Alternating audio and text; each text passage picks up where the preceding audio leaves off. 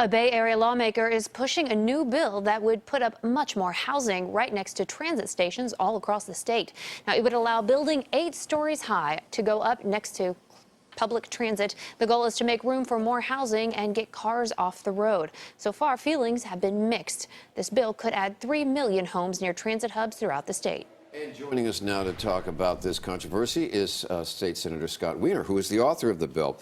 You know, it's not just transit centers, it's transit corridors we're talking about here, right? So, in other words, you would have the green light to build up to 7 stories in and around any place, including streets that had bus service every 15 minutes. That's a lot of territory you're covering. Well, what we're talking about is having more housing near public transit. So, yes, BART stations, Caltrain, Muni subway stations, but also what we call high-frequency bus lines, where there's good bus service.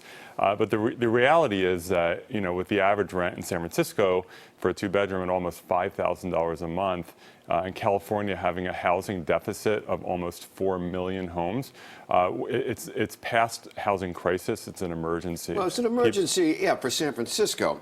And not just San Francisco, for a lot of the state. Yes, but for a lot of people, it's interesting because you're proposing what people have been advocating for years. This is what we need. This is what we need. And the minute you propose it, everybody is down your throat screaming, this is not what we want. Well, housing, there's a reason why we don't build much housing anymore, and it's been this way for 50 years. Although people theoretically support more housing and understand we need more, when it comes to actually doing it and talking about where we're going to put that housing, then everyone has a reason not to do it. We're getting a lot of support for the bill, but there's definitely a lot of opposition, and we're working out the details, and we're talking to a lot of different people. Because it is interesting. Like I said, everybody says we have a crisis, we need more, but people don't necessarily want something that looks like that next to them. They don't want, and when you go around San Francisco, Oakland, or the suburbs, and you know, you have these blockbusters that, you know, house a lot of single-family houses, and all of a sudden you have a 10 or 20 or 30 of apartment complex that just doesn't seem to fit in, and it kind of ruined the neighborhood. Well, what we're talking about here, even though people focus on the 8 stories, we're talking about mostly 4-story, 5-story buildings with maybe 6, 8, 10, 15 units.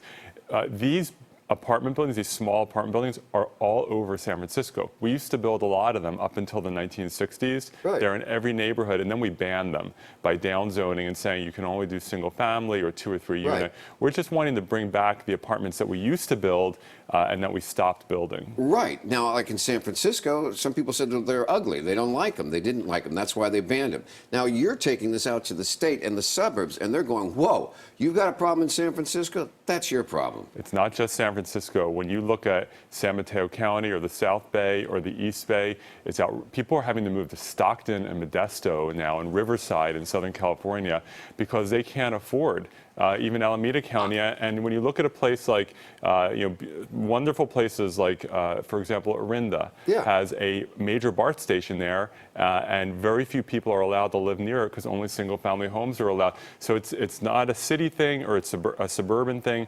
It's if you have a public transportation hub, we want more people to live near that transportation hub. I got you. But then why are the mayors of those cities and those city councils saying no to this? Because unlike public education, healthcare, and other important needs, in California, we have abdicated the state's role in setting standards, and we've allowed local cities to do whatever they want and to say no housing here, or very little, or no low-income housing, and that has caused a downward spiral. It's not surprising that mayors and city councils don't want the state to set standards, but like public education, where we don't allow the Wild West in our local school districts, the state sets standards, we need housing standards set by the state. That's what we're doing here. But that's why people choose to live in either heavily urban San Francisco, because they want that environment, or Orinda, or something like that. People choose to say that's what they want, and they don't necessarily like the idea of you coming in and telling them, no, you have to live our way with the buildings and stuff that we dictate. Except for the people who can't choose because they can't afford the housing and they're being forced out of the Bay Area entirely. I want everyone to be able to choose, and I think, you know, this is not going to be some overnight revolutionizing of our suburbs or our cities. This is a very gradual thing over time, and I just ask people to keep an open mind and give it a chance. we want people to be able to afford to live here. It's going to be an interesting one. When do you think it'll actually get voted on? Well, we're going to go to committee in a few weeks, and we have to get it to the governor's desk by the end of August. And it'll be interesting to see how this makes its way through the committee process as people sort of chip away and rearrange and do things and make amendments and compromises. It's always a process. It's always a process. I think that should be the state motto. It's always a process. Results, hey, process. Scott Wiener, State Senator, thanks for joining us. Thank you. Happy Easter.